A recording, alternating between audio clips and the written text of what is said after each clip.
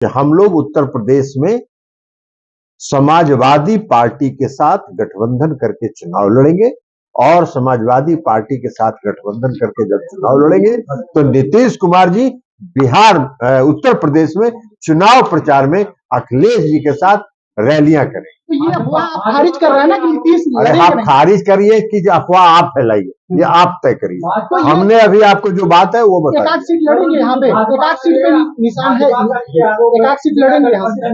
वही लोग शामिल हैं जो पीजी और सीबीआई की रडार है। कौन? जो भाजपा इंडिया गठबंधन में वही लोग शामिल हैं जो भाजपा जो ईडी और सीबीआई के रडार में वो जो है। हाँ ठीक बात है, आपकी बात सही है। कहा कि 71 करोड़ रुपए का प्रधानमंत्री जी कह रहे थे और 36 घंटा के अंदर सबको वॉशिंग मशीन में डाल दिए। 36 घंटा के अंदर न वॉशिंग मशीन में डाल दिए। 36 घंटा के अंदर प्रधानमंत्री ने खुद भाषण दिया कि महाराष्ट्र में एनसीपी का नाम है नेशनलिस्ट करप्ट पार्टी और 71 करोड़ के घोटाला करने वाले लोग हैं और सबको अपने वॉशिंग मशीन में डाल दिया। तो आपको आपकी समझ से वही करना चाहते हैं आप। इस सब से कोई डरने उड़ने वाला नहीं है। इंडिया का क्या स्टैंड है? आपकी पार्टी का क्या मानना है? 5 राज्यों के चुनाव में 3 राज्य तो साफ दिख रहा है कि भारतीय जनता पार्टी हार रही है। एक तो तेलंगाना, दूसरा मध्य प्रदेश और तीसरा राजस्थान। ये तीनों सीट ये छत्तीसगढ़ और तेलंगाना में तो भारतीय जनता पार्टी कहीं है ही। तेलंगाना में भारतीय जनता पार्टी का नामो निशान नहीं। बहुत आपको समस्या नहीं होगी। आपको अगर दिक्कत होगी तो आपको जिम्मा दे देंगे, कोई समस्या नहीं। गठबंधन के साथ लड़ेंगे। ये कहां से सवाल आया कि नीतीश जी उसमें जाएंगे कि नहीं?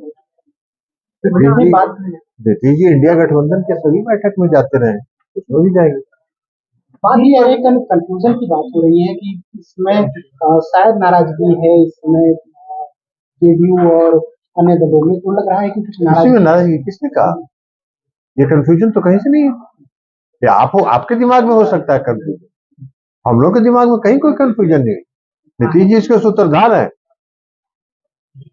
इस विपक्षी एकता के सूत्रधार है नीतीश। उनके दिमाग में क्यों कंफ्यूजन होगा? आपने बयान बड़ा चर्चित बयान दिया था कि भाजपा के साथ कभी नहीं जाएंगे, चाहे। सही बात है, भाजपा के साथ क्यों जाएगी? भारतीय जनता पार्टी धोखेबाज पार्टी है, धोखा देती है, पीठ में चूरा भोंकती है। सामने से लड़ने वाला बेहतर होता है कि पीठ पे चूरा भोंकने वाला बेहतर होता है। भारतीय जनता पार्टी ये काम करती है। जिस तरह अरुण कुमार ने एक आप पे आरोप लगाया है, अरुण कुमार ने एक आप पे आरोप लगाया है। वो छोड़िए ना, अरे किसी भी आदमी को टुटपुंजिया आदमी की बात का जवाब हम नहीं देते हैं। ये आपके लिए इंपॉर्टेंट हो सकता है, हमारे लिए वो महत्वपूर्ण नहीं है। उनको जो मन में आता है बोलते रहे।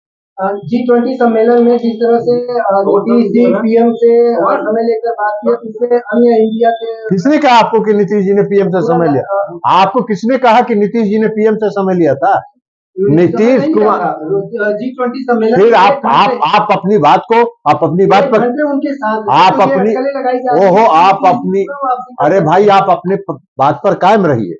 आपने कहा कि नीतीश जी ने प्रधानमंत्री नहीं उनके साथ समय जी नहीं, 1 घंटा उनके साथ समय नहीं दिया। महामहिम राष्ट्रपति ने देश के सभी मुख्यमंत्रियों को भी आमंत्रित किया था। G20 के जो नेता आए थे उन नेताओं के भोज में, उसमें नीतीश कुमार जी को भी आमंत्रित किया था और महामहिम राष्ट्रपति के निमंत्रण पर नीतीश जी वहां गए थे। प्रधानमंत्री जी से उनकी एक शब्द बातचीत नहीं हुई।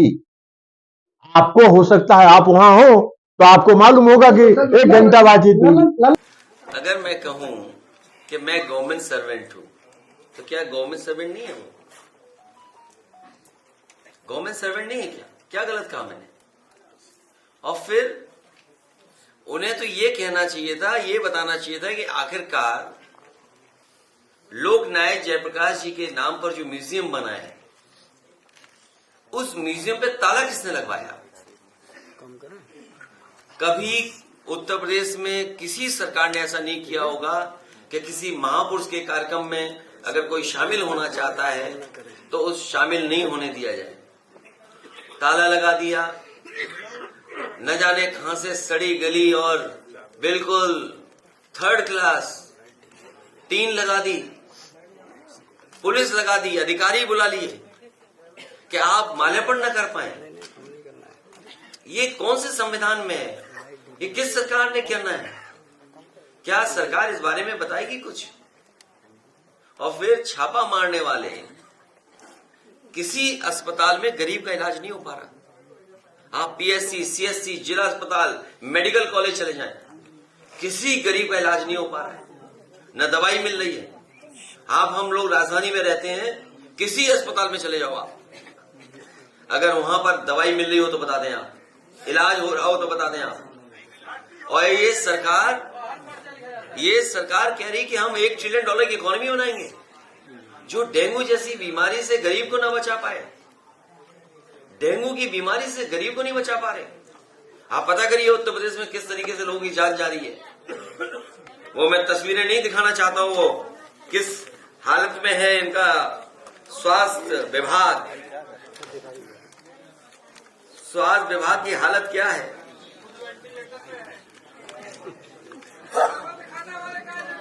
वेंटिलेटर भी एक लिमिट है वेंटिलेटर की। ये जो दवाइयों का इन्होंने पकड़ा था, अगर आपको याद हो, ये जो दवाइयों का इन्होंने पकड़ा था, याद है क्या हुआ उस दवाई की जांच का? एक्सपायरी दवाइयों का जो इन्होंने पकड़ा था, ये है स्वास्थ्य विभाग। आप ही में अखबारों की तस्वीर दिखा रहा हूं मैं एक ही तस्वीर दिखा रहा हूं मैं, और ज्यादा दिखाने की जरूरत नहीं मुझे, बाकी हर दिन छपती है। ये है जिला अस्पताल, ये है लखनऊ के अस्पताल, बताइए ये अस्पताल है।